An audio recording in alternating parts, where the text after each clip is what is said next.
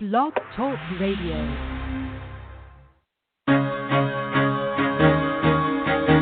Carol the Coach. Sex, love, and relationships. We talk about it here. Carol the Coach. Compassion with contemporary relevance. I am a psychotherapist. I can be your personal life coach, and I can help you with your issues. There are no problems too small or too big. You can talk about anything. Speaker, columnist, radio TV host, and commentator. Carol the Coach brings messages of wellness and empowerment within reach of everyday people every day. Almost 5 years ago, I lost my soulmate in an accident. He was killed in a plane crash. Life just, for me, has seemed to stop. There are groups all over the city. I teach one. It is a specific way to start thinking so that you shift how you see the world, which then shifts your energy, and then you feel better and you actually see things differently. Carol the Coach. Always available, too, at carolthecoach.com. Now, I've got Russell on the line. I'm 47 years old. I'm a truck driver. I'm married. I have a wife in San Francisco. Okay. I haven't been home in 6 months. My thing is, I don't know if I have a sex addiction or what the problem is.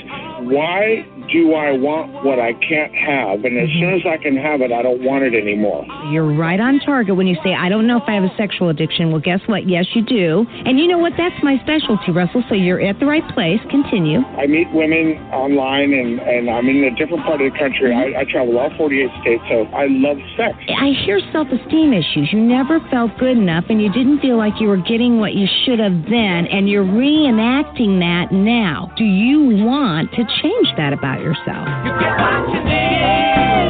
Oh. You know, that is the important question that I always ask addicts. How badly do you want it? Do you want to change your life and develop intimacy with your community, your loved ones, your wife or husband? And if you're single, do you want to be authentic, transparent, and honest? Perhaps for the first time ever. I really believe that. I believe it's necessary to live your purpose and your passion in life. And so you're cheating yourself if you think you can get by with being a liar, with being a scoundrel, with being a duper. Yeah, you know that you need to change this about yourself, or you wouldn't be listening to this show right now. I'm absolutely convinced about that. This show is for sex addicts and for partners who want to make their life better. And, one of the things that I really believe is that oftentimes, as with most addictions, slips and relapses are part of recovery. Now, it's always tough because when we say that with drugs and alcohol, we know that to be true. But when we say that with sex addiction, although it's true, if you're in a relationship with somebody, he or she, probably she, is sitting around going, I can't continue to take these slips. I can't take the relapses. I have to have him work harder at this. So tonight, I'm going to be talking with Gaelyn Rae Emerson, who's put together a Relapse Preparedness Workshop. And I heard about this, and I said, Gaelyn, I want to know more about your techniques and what do you tell, specifically partners, but if you're an addict listening to this show tonight, you will get a lot out of this too, because you'll understand yourself better and why you fall prey to a lot of the landmines that are out there. And what I know to be true is that you do want to stop the slipping. You want to stop relapses. Most of the men that I work with, they may have an occasional slip, but they do not relapse because they know the tools to stop that from happening. And most of the partners that I work with, if their husbands, boyfriends, whatever have a slip, they want to know about it immediately. Now, some of them don't. Some of them say, talk to your sponsor, talk to your fellowship, leave me out of it. I don't need the trigger. But more often than not, I have partners that say, I want to know. I want to know within 24 hours. I want to know within 12 hours. I want to know within 2 hours.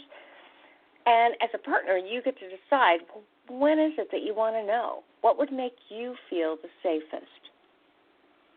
You see, recovering sex addicts make better choices when they're able to see what the consequences of their actions are, and it just helps them to make better decisions. So tonight we're going to be talking to Gaelyn Rae Emerson, who has created a relapse preparedness presentation just for us. And I'm real excited about having her on the show. Now, earlier tonight, Boo and I, you may go, Boo? Who's Boo? Well, if you've seen any of my YouTubes, you know Boo is my puppy. Well, he's not a puppy. He's almost 3, but he looks like a puppy. And we make videos for partners and addicts and the coupleship on Sex Help with Carol the Coach on YouTube. So I encourage you to go tonight. I should have it up probably about 10:15, and find out about the sandwich technique. You see, when addicts are in good recovery and they work at trying to establish that with their loved one, it can be very difficult for the loved one to believe. They've been lied to. They've been misled. They've been manipulated. They've been misdirected. They don't want to believe it when an addict really is honest and open about his communication. And so oftentimes an addict you'll spend a lot of time really trying to convey your truest feelings, because you're working with a therapist like me that says, okay, it's time to be honest. It's time to be authentic. It's time to empathize. And so you do it. And unfortunately what happens is that your partner jabs you. She doubts you. She offends you. She's critical of you. And you may think, this is never going to work. But I promise you that if you keep at it, and you should, you've caused her a lot of pain, and you need to do whatever it takes to make it right. If you keep at it, eventually she's going to believe you. When you combine honest communication, empathy, and good recovery, then I promise you that your spouse is going to begin to believe what you're saying. Does that mean you stay together? Well, not necessarily. More often than not, yes. But sometimes that's not enough to make a difference. But you have to have those 3 components. What are they again? They're good communication, their empathy, and their good recovery. And so I always say to any of my clients, whether they're addicts or they're depressed or they're wanting to take their life to the next level, I say, you know what, you're 100% accountable for your behavior. So no matter who I'm talking to out there tonight, you are 100% responsible for your behavior. I don't care what happened in your life. If you're an addict with trauma, I do care about that, but that is not reason to act out and betray people that you love. If you're a spouse who's had trauma, that is not any reason not to take good care of yourself, to include an incredible recipe of self-care, to create fellowship of women or men that can help you through this process, and actually help you to feel safety and stabilization. Now, in other words, I am saying we all are 100% responsible for our behavior, not for what happens to us by any stretch of the imagination, but for our behavior.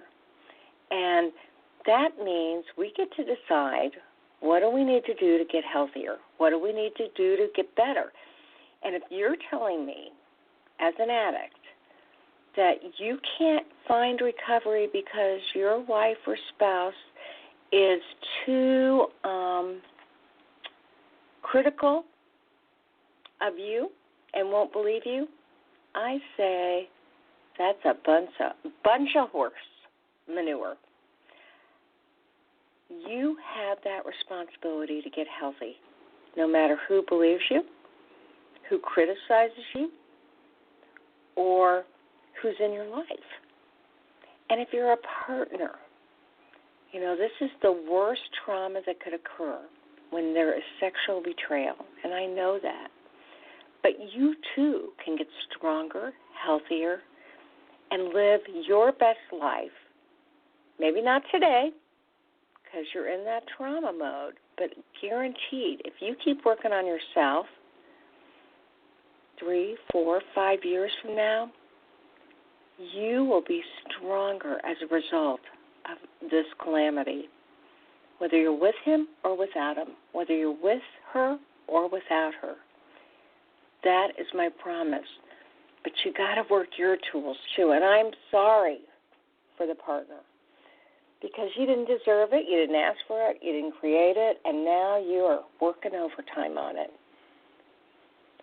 But, if you had cancer, you would be deciding what foods to ingest that were healthier, what books to read that were better, what air you should breathe that is cleaner. You would be deciding that even though you didn't invite cancer into your life. So, okay, remember my coaching principle. I am 100% responsible for my behavior. My second coaching principle that I really believe in, you're talking to Carol the coach here.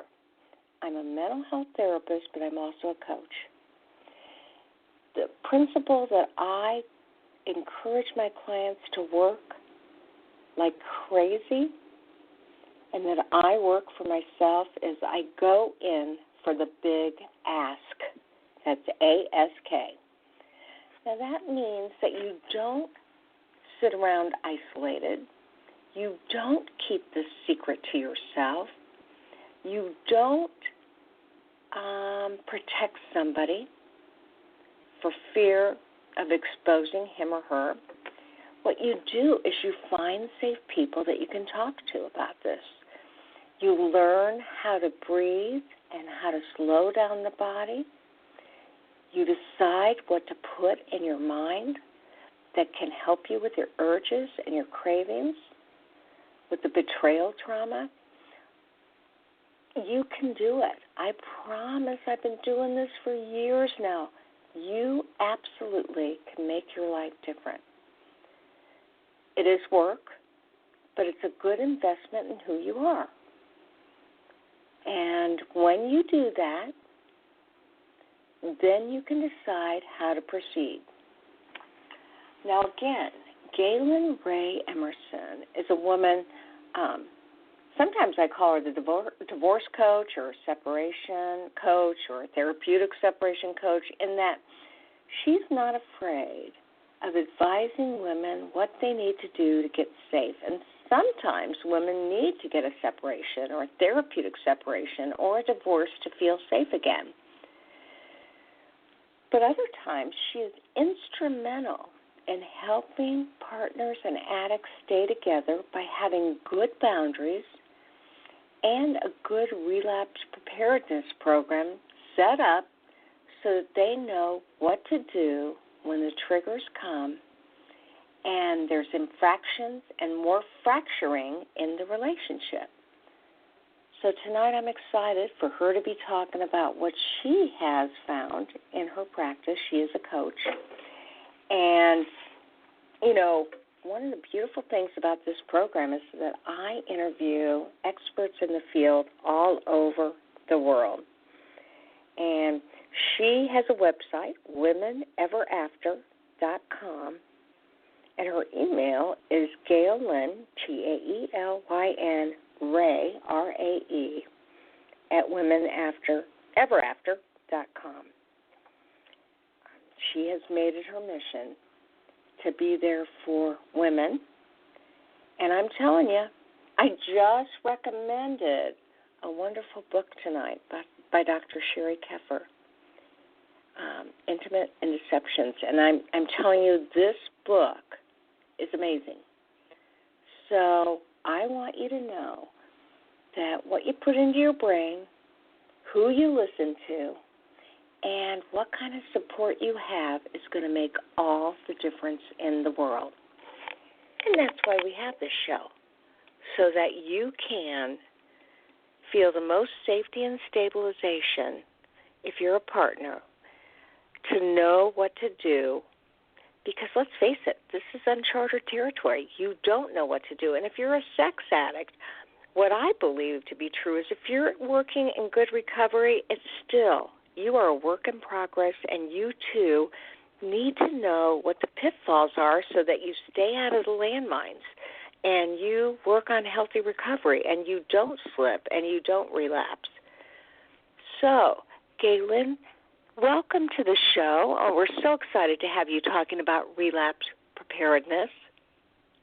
Hi, Carol. It's nice to hear your voice. Yes, you too. And boy, this is a big topic because it's very difficult for people to know what to do when there appears to be a slip, a fracture, a relapse in the relationship. So let me ask you a little bit. You know, you say when things are good for a while, it can begin to feel safe, but slowly or suddenly, sometimes sex addicts, they let their guard down and they don't stay safe, and they have slips and relapses. And, of course, if they're in a relationship with somebody, it makes it really difficult to trust the relationship. Women need to know what to do to make a difference in their life. So tell me a little bit about why did you decide to look into this topic and to develop this relapse preparedness concept?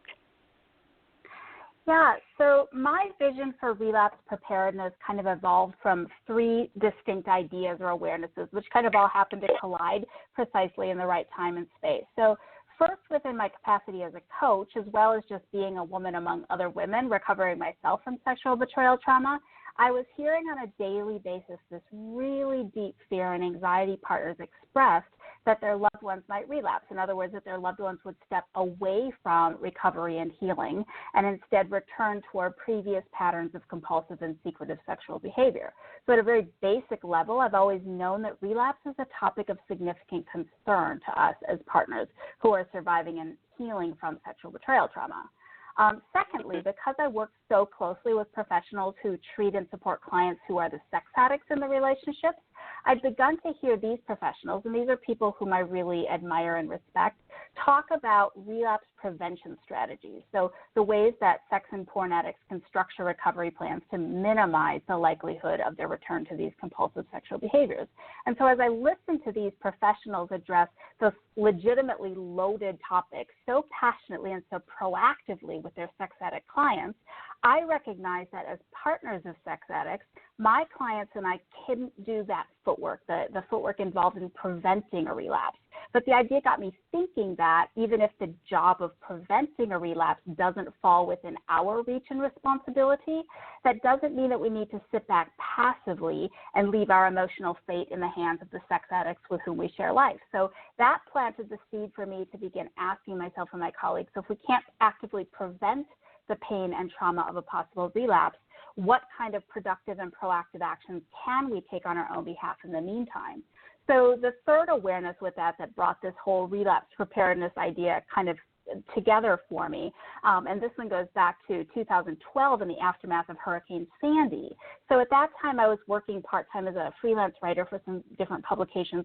And one of my clients hired me to write an article on active emergency preparedness. So basically, encouraging families to plan for and prepare for the worst-case scenario. In that case, it was natural disasters, while simultaneously hoping and praying those worst-case scenarios wouldn't ever become necessary. So my subtitle for that article was Just in Case. And fast forward a few years when I began to brainstorm these ways that partners of sex addicts could actually do something with these concerns about relapse rather than just sitting and waiting for something that may or may not happen, I stumbled into this fantastic little metaphor, point of comparison between those two otherwise unrelated, unwanted experiences. And so that's how my passion for relapse preparedness was conceived and developed and eventually born. That totally makes sense. Now, obviously, people are probably clamoring to find out about this preparedness course because it helps women to feel safe.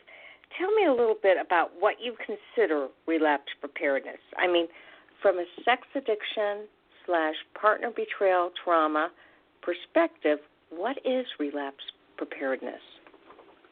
Right. Well, I'm glad you mentioned the trauma-informed perspective on all of this, because for me what it boils down to is helping partners be able to, when they're not in a trauma response, so before the potential event happens, to be able to put their best recovery efforts into planning for their best idea. And again, it's one of those situations you don't really know until you're in it, but their best projections of what are the internal resources that they can apply to safety and stability in the event of that issue, or what are the external resources to whom they can reach out in those sorts of situations. So obviously, number one, safety and stability. Number two, giving themselves time to contextualize and to absorb the emotions of what's happening. And, when we do this relapse preparedness thing, my clients and I, we get really, really practical. So, we talk about things like if you need to take a few days off work, do you have an excuse, a legitimate, honest reason that you can send your boss that isn't going to get them all up in your business or whatever, about why you need that time off? Or can you put away some money to be able to go spend a day or two in a hotel by yourself, if that's what you need to collect yourself and feel your feelings before you're ready to kind of move forward with life. And then back into that third stage of trauma resolution, that reconnection phase, one of the things that I work a lot with my clients on is, okay, so now that you're going to be feeling the intensity of all of this distress about your situation with your partner, how can you somehow leverage that into making some positive changes for yourself so that you're not sticking and stuck in this place of reacting to what somebody else did, but you're actually pulling your power back and getting proactive about something that you want for your life and actually utilizing that as a way to heal from the trauma that you've suffered due to the relapse. Got it. Well, okay, so now let me ask you, last year you had wrote an article for Covenant Eyes, and I always endorse Covenant Eyes as one of the best filtering programs that can help loved ones know what their husbands or wives are looking at. I just really think Covenant Eyes is a wonderful program, and obviously they have some great articles, and you were part of that. When you wrote that article for Covenant Eyes, you described your own experience with living through an unexpected relapse. And so tell us a little bit about your life, and for anybody who's listening who hasn't been through this, can you describe some of the feelings that women commonly express in the aftermath of a relapse? Right. So, in my situation, I opened the article that I wrote by sharing a story about how I was feeling extremely safe and secure and grounded in my recovery with my sex addict husband, and I was not in this preparedness mode. I wasn't even on my radar at that point. And ultimately, although the pain of his relapse was difficult to get past, the part of it that was the most difficult was the shock factor, or that surprise factor. So that's what I like to provide for my clients, is kind of an increased sense of anticipation, so that if or when that moment strikes, it won't necessarily come so much out of the blue. But, for partners who choose to stay in relationships after discovering their loved one's compulsive sexual behavior, there really is an incalculable amount of emotional risk involved. And so when that emotional risk is met with ongoing incidents of sexual acting out, the wounds from a partner's initial discoveries are often deepened and worsened and fundamentally destabilizing both her past and present, but also her future efforts toward trauma recovery. So when I hear clients describe relapse, the words that they use are most often involving some component or manifestation of some sort of physical violence or wounding. So the one I hear most frequently is ripping the scab off of my wounds, that's how it feels, pulling the rug up from under me, being stabbed in the back, being taken for granted, being betrayed with a kiss is one that I heard one time that struck me very poignantly. Breaking my heart all over again or knocking me back to square one, kind of going back to the place where this whole recovery bit was supposed to begin in the first place.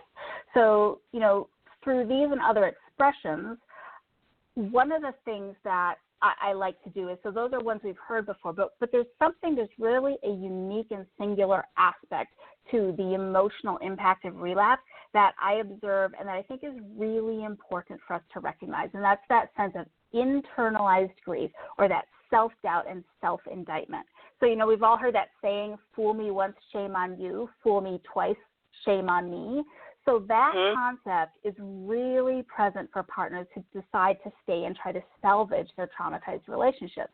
So I often hear my clients say they feel stupid for believing that their loved ones might actually change. They say they feel pitiful and pathetic. Those are the two P words I hear all the time, for choosing to stay and for hoping to experience healing rather than this recurrence of harm. So in the aftermath of a relapse, clients often feel like they somehow asked for it to happen, or they express fear that they did something wrong to trigger the relapse, or express regret over something they didn't do that they think maybe they should have done to support their partner's recovery. So without a doubt, across the board, clients express this increase in emotional distress and this decrease in their hope and faith in recovery, which just makes so much sense, especially when early attempts at healing within the relationship can be seemingly invalidated by the sexual relapse and the betrayal trauma that accompanies it. Yeah, that is one of the biggest injustices of being betrayed, is that anybody who's been betrayed, especially more than once, begins to doubt herself. And she wonders, what's wrong with my intuition? What's wrong with my judgment?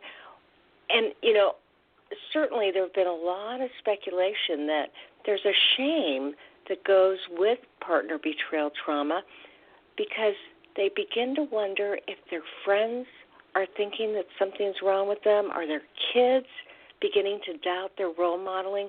I mean, it really is a huge injustice for them, because what they're really trying to do is keep their coupleship together, and they want to believe that their spouses, husbands, or wives are finally getting it and finally wanting to make the best out of the situation and to develop empathy with them. And, even tonight, Gaelyn, I did a video on what do you do when the wife or the spouse doesn't believe you. Maybe she jabs you because you're trying to be honest, and she can't believe it. She's got to protect herself. She's been duped too many times, and so she's in the relationship, but she doesn't trust anything because it's an unsafe situation for her. And you're saying that you have a preparedness workshop that helps people to decide what their boundaries are, what are the consequences. Tell us a little bit about that workshop. Right. So one of the reasons it's always been important for me to do this relapse preparedness work in a group with other women is specifically because it surfaces so many of those anxieties and fears that, without a community of support can actually be really scary and potentially even dangerous for women to try to work through on their own, or partners to try to work through. And so within this group, basically what we do is it's 5 different sessions, and we start out by talking about experience and awareness of relapse. So what are the things we believe about it? What has been our past encounters with it? What are some of the myths and the facts and those things that we bring to the conversation about relapse preparedness? From there, we go into looking at ways that we can use past. Yes. So when you just said, what are some of the myths, can you give us an example of one of the myths that a partner could easily fall into? Yeah. So one of the ones that I like to get into really early in our conversation is the idea that somehow by preparing for a relapse, there's this potential to believe that we're actually giving our sex addicts permission to have relapse. That's one of the very common myths that I hear. If I say, well, if this happens, I'm going to respond this way, then that's somehow saying, well, I know it's going to happen, and therefore, it's like kind of pre-contemplated permission in that sense. Another one is that relapse, like all addicts relapse. And, one of the things that I do is I try to be really, really, really brutally honest with my clients. I tell them, you've been lied to too much already, and I won't participate in any more of that deception-induced trauma. So, I'm really honest about the fact that relapses do happen, and yet I also think it's a disservice both to ourselves and to our partners that we believe with little argument or counterbalance that it is an obvious or necessary part of recovery. So those are just two examples off the top of my mind of some of those myths that we get into. Well, absolutely. It's interesting. Right before you talked about that, I had just said that was a situation that I, as a clinician, always worry about because slips and relapses are a part of addiction, and yet certainly if I entertain that thought with an addict, I have to tell them, I'm not giving you permission to do this because I do believe with the right tools, you can absolutely avoid slipping and relapsing. It is true. Right. And I certainly say that to the spouses, too. I say, I understand that you don't want to entertain slips or relapses because you don't want to encourage that window of opportunity for your partner to act out. So it gets to be a real slippery slope. It's like there is some reality in it, but at the same time, we don't want to encourage it. Right. And that's another thing, actually, that we talk a lot about in our groups is the idea that what an addict believes to be a slip or a relapse and what the partner believes to be a slip or a relapse don't necessarily have to be exactly the same. I mean, what I tell my clients is that part of trauma recovery, like at its very basic fundamental core, is about reclaiming our own power of choice in our own lives. So I tell my clients that if something violates their own boundaries, not their partners, but their boundaries of sobriety, transparency, recovery, activities like that it's their right and also their own responsibility to be able to say, from my perspective, this feels like a relapse, and therefore I am going to respond XYZ. And I find that it's really important to give partners that freedom to be able to label things in ways that are personal, purposeful, and powerful for themselves, and to be able to claim that self-autonomy, even if it's a different or kind of a divergent perspective than their sex addict loved one might hold for himself or herself. Okay, so you said that was purposeful. What were the three Personal, P's? Yeah, personal, purposeful, and powerful. Okay, that's a great formula for determining what does the partner need to feel safe. Yeah, and for some people, words aren't that significant, but for other people, words really, really matter. So I find that it's important to give ourselves as partners permission to label things the way that actually holds the meaning for us versus the way a textbook or a recovery book or a therapist or, even our loved ones, use for their own behavior.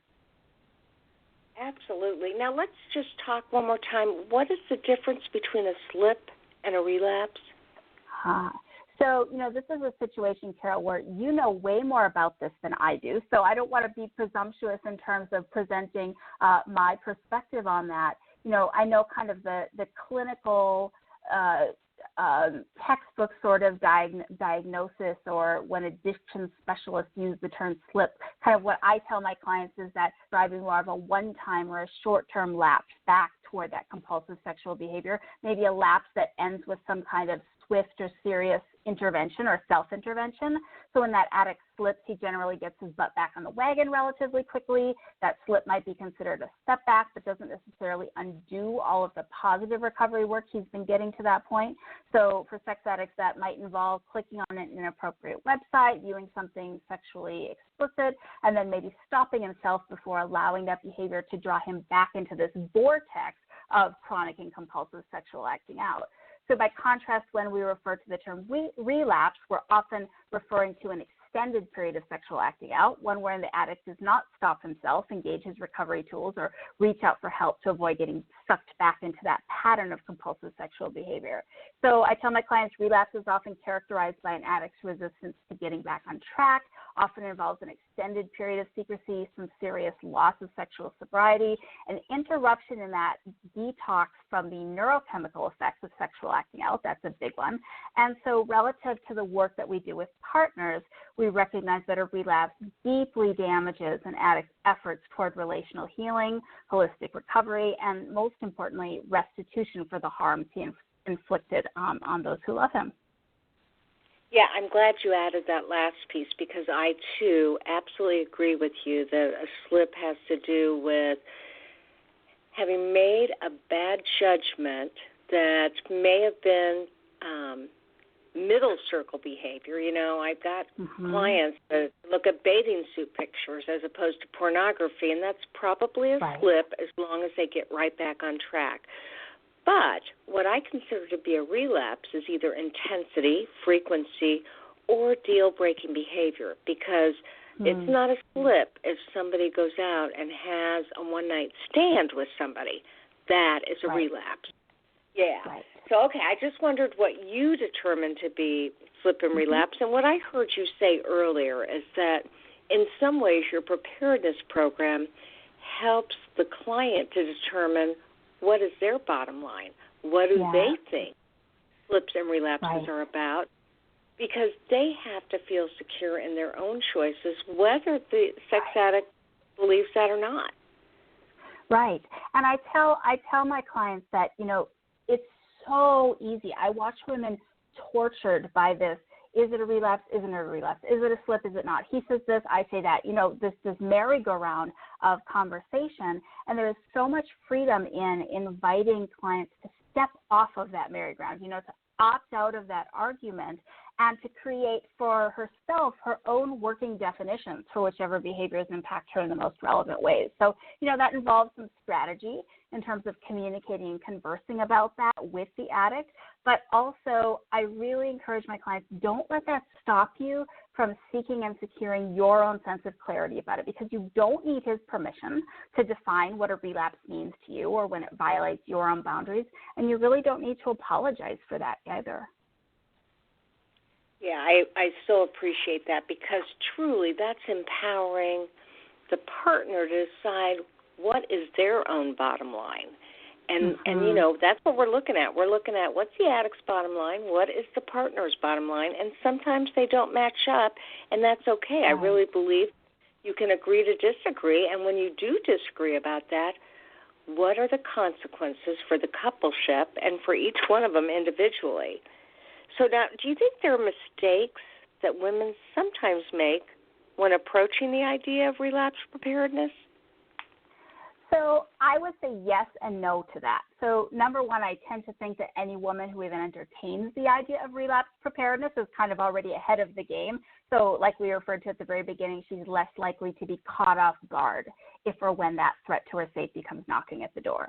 That said, the women I know who do relapse preparedness most successfully avoid making a few mistakes that are natural, kind of some understandable assumptions.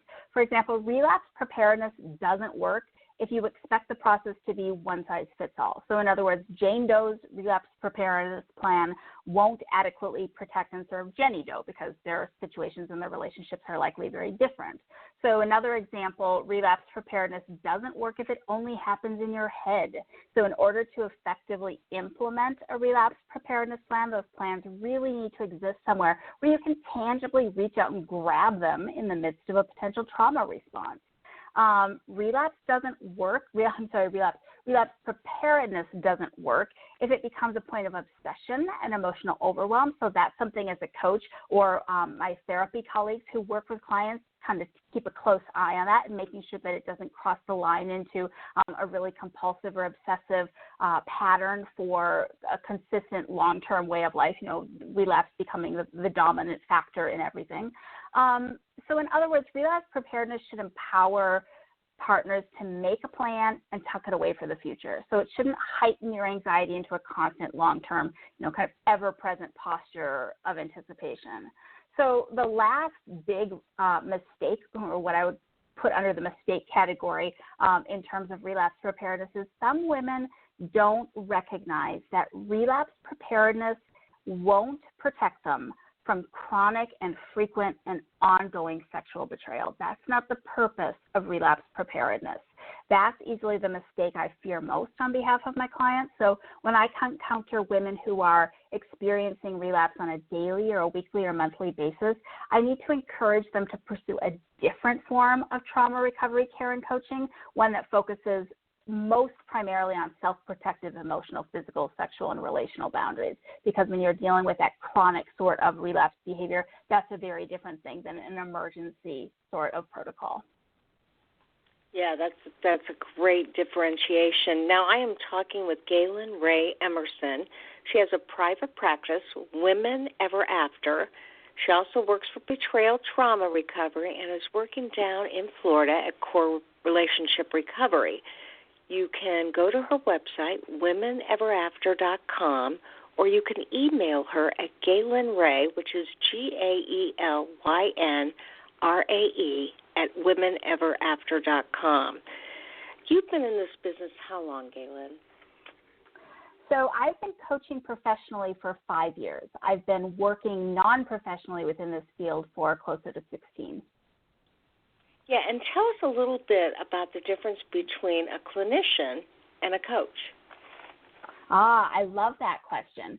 So, and I remember when I took my APSATS training, Dr. Barbara Steffens was so beautifully and eloquently clear about this. She said, coaches can do a lot of things that clinicians can't do, but coaches can't do everything clinicians can do.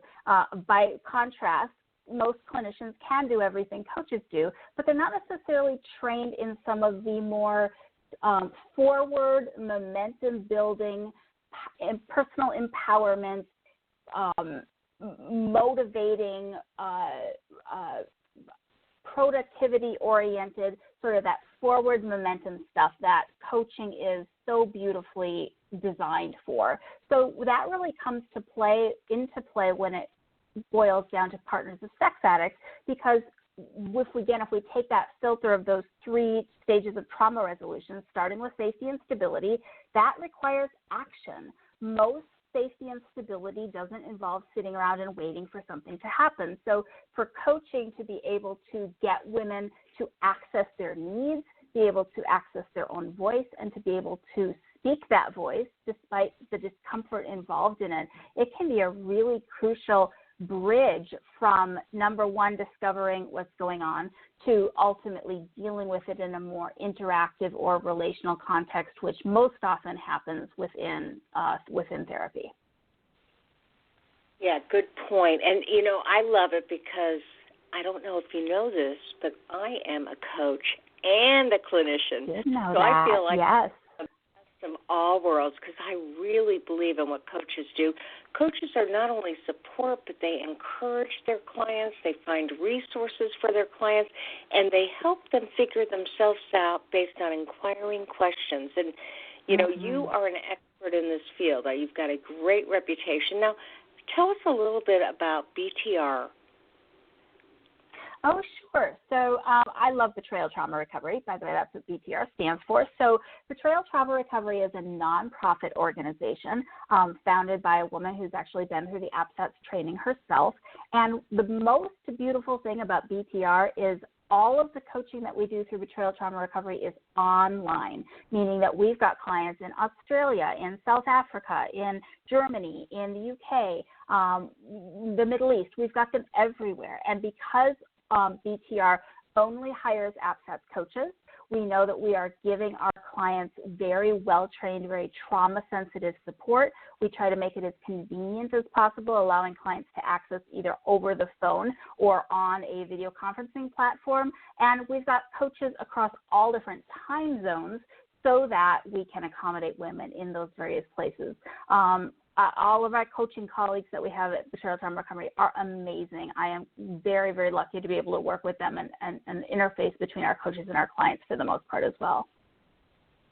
Well, yes, and as you said, the founding member who also has been APSATS trained, she really believed that when you're a partner, you may need crisis intervention at any time of the day or night, and BTR is a way to access that by being able to utilize coaches all over the world and find a coach that it may be 4 a.m. our time, but it's 6 o'clock in the UK. Right. And so it really is, again, an amazing resource for women and men that are in crisis, although I do think BTR is specifically for women. I hate to do that to men. Exclusively. You know, men get the shaft because there are men partners that have been betrayed over and over.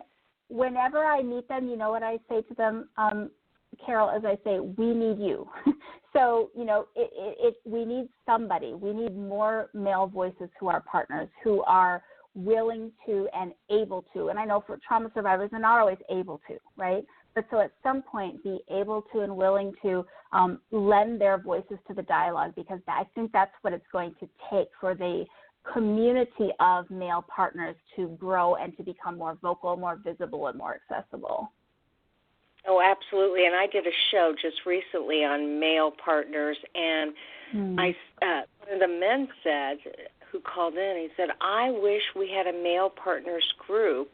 And I said, well, please send me an email if you are wanting to create that kind of fellowship. And I had about 5 people that did. Now, I know that many, based on 500,000 listeners, at the same time, you know, Bill W. with AA said, if you have 2 or more people, you have a group and you've got that fellowship.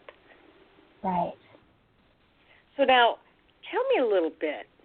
You describe the fact that relapse preparedness helps you deal with relapse triggers, which include anxiety and trauma. So what if even thinking about a relapse trigger creates that anxiety and trauma? What would you say to partners who get triggered all the time, sometimes triggered by real-life things, and sometimes triggered by the trigger of unknown triggers? Right. You know, and it's funny because my answer to this is actually the same as it is to questions I get about grief. Some women worry that if they work on grief recovery, that they're kind of going to open Pandora's box and not be sure they can tolerate whatever it is that comes out. So, you know, my answer to this one, my response about worries that working on relapse could trigger that anxiety and trauma is a little bit atypical. I think what I tell my clients is that if thinking about a relapse doesn't trigger your anxiety and trauma, number one, you'd definitely be in the minority because that's just the facts of it. And number two, I'd be a little bit concerned about her vulnerability to denial or dissociation or disconnection from the impact of what a relapse would actually mean. So the good news is Betrayal Trauma Recovery Coaching is all about tools. It's about empowering women to rally their resources to meet those triggers, that anxiety and that trauma, with skill, with self-awareness, and with meaningful steps toward a recovery end game, which is post-traumatic growth, right? So as a coach, I work with my clients through relapse preparedness by offering them an entire spectrum of different support resources to increase their tolerance specifically in order to begin having this discussion. So, for example, in my relapse preparedness workshops, I both open and close every single session with a different exercise or meditation or grounding activity so that when the group is over, comes to a close, participants leave with at least 8 to 10 different ways, kind of in-the-moment tools they can use to soothe those triggers about sexual relapse or about any other trauma trigger for that matter. And can you just describe one of the exercises that you would give somebody who attends your preparedness workshap? Yes, I'll tell you about my favorite one, actually. Yeah. No. So one of my exercises, and I gravitate toward this one in answer to your question because it's one of the most beautiful. It is extremely emotional in most cases. But we start out by acknowledging to one another that there are so many things about this experience of being the partner of a sex addict that we don't know. We don't know what's true. We don't know what's going to happen. We don't know, what's the motivation. There's so many unknowns. So I walk partners through this guided meditation whereby we write down or articulate to one another what are some of the things we do know. So it can be as simple as the grass is green, or I am a woman, or my skin is warm, kind of some of those tactile or environmental things. But it can also move into much deeper waters, like I am going to be okay, or I am not alone, or I can do this.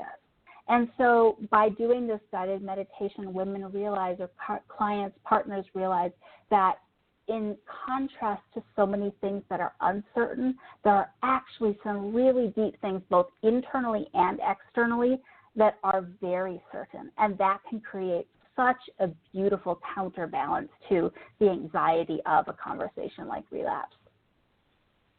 Yeah, that totally makes sense. Now, tell us a little bit about your workshop. When is the next time that you're going to be offering it?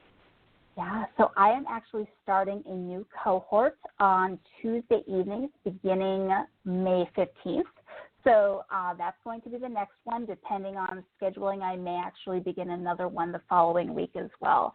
So it's 5 weeks. I try to keep it short. Specifically, the point being, we don't want to stay here forever. We really roll up our sleeves. I create time in each workshop session for women to actually do some of the work of putting together the outline, at least, of their relapse preparedness plan so that they don't spend the 2 hours in the workshop, log off and go get busy with life and never quite get back to it. So we really try to make it a working, functional, moving part sort of a coaching group together. Got it. And so again, that course, how can they get a hold of you and how can they register? Yeah, so you can go to my website at womeneverafter.com and click on the tab that says downloads. And I believe the top one of the downloads says Workshop Relapse Preparedness. And in that PDF file is a schedule of all 5 sessions and what we focus on in each of those 5 sessions. There's a copy of the Covenant article I referenced earlier, and then my email address. So I handle all registrations individually for this one rather than doing it by any kind of automated system. So anyone who's interested can email me or download that from the website, and then we take it from there. Okay, so now let me lastly ask you, we have a wide and wonderful variety of listeners here at Sex Help with Carol the Coach, including women in different kinds of relationships and in various stages of their recovery. I mean, they're really all in a different place from betrayal trauma. Who do you think would benefit or benefit most from your preparedness planning? So I honestly recommend this group for anyone who is choosing, even if it's one day at a time, to stay in a relationship wounded by sexual betrayal trauma. It all goes back to that analogy of Hurricane Sandy and emergency preparedness. So I encourage women to explore what strategies could and would equip them in the event of a relapse. And then once that's done, partners find themselves more able to move on in recovery without that fear of relapse kind of subtly and significantly honing in on everything. And it really frees them up to enjoy the potential beauty and benefits of a hard-fought recovery alongside their partner. So if you're staying in the relationship, this is one of those emergency rescue preparedness protocols that I think could be really valuable for anybody in that situation. Okay, and lastly, I know you are a woman of quotes. I mean, you love your quotes. We have been providers forever. Are there any quick and easy little tidbits you can leave for our listeners on this topic of relapse preparedness and quotes? Yeah. So when I talk on this topic, I pulled 3 little quotes, my favorites, that I always use in this environment. So the first one says, and this one goes back a long time. This was actually on my high school graduation invitations. I love it so much. It says, a ship in harbor is safe, but that's not what ships are built for. So I like to relate that to the process of relapse preparedness in the context of recovery, that as long as we remain in the relative safety of that whole take no risks approach, we'll also remain in the relative isolation of missing some greater purpose and potential. Another quote that I like is the one that says, a bird sitting upon a tree is never afraid of the branch breaking because her trust is not on the branch. Her trust is in her own wings. And to me, it doesn't get much better than that in terms of identifying what our role is in the path and the promise of relapse preparedness for our own sake, if not for our partners. And then finally, this is one of my newest and favorite quotes right now by the Baal Shem Tov. He's a Jewish author, teacher, and philosopher. And it says, let me fall if I must, because the one I will become will catch me. Oh, love that. Well, Gaelyn Rae Emerson, I am so happy to have been able to talk about this Relapse Preparedness Workshop. I hope listeners will go to your website. And again, I'm going to repeat, Gaelyn's website is womeneverafter.com. So it's www.womeneverafter.com, and just go to the tab section and register for a 5-week course that will help you to know how to handle slips and relapses. Gaelyn, thank you so much for your expertise tonight. Thank you too, Carol. It's really been a pleasure. Absolutely. And keep up the good work and keep me posted about other things you're doing, because you're really making a difference in the lives of partners. Thank you. Likewise, Carol. Bye-bye. Bye.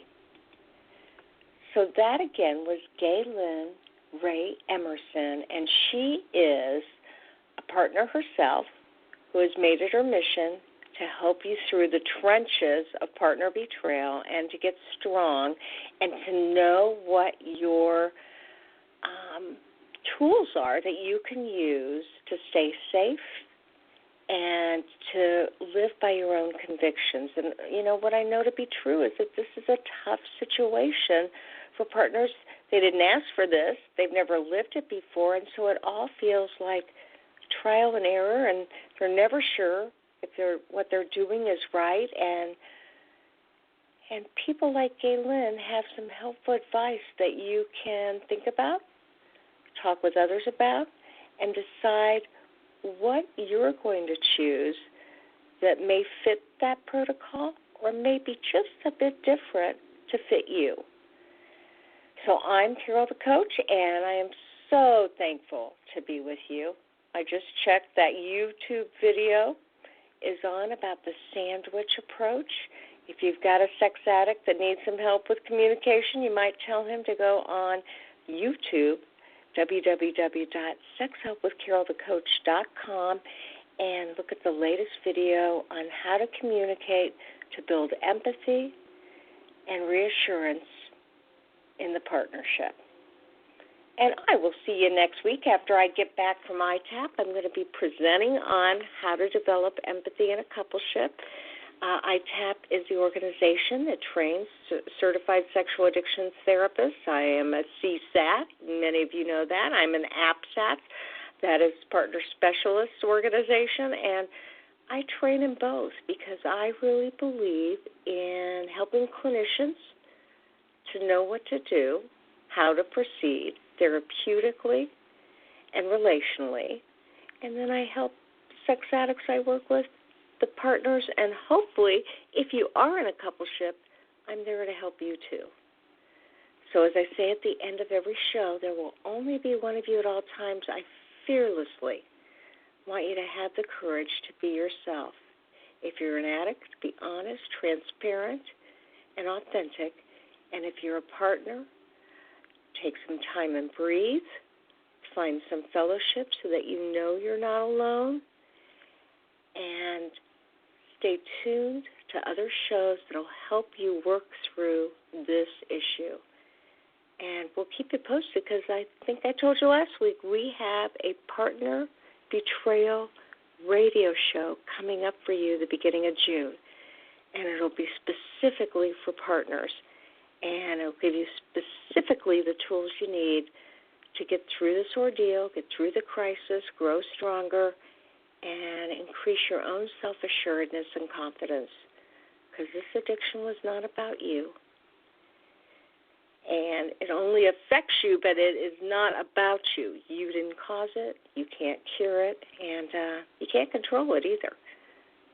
I am so blessed and honored to be with my addicts and with my partners, and I'll talk to you next week.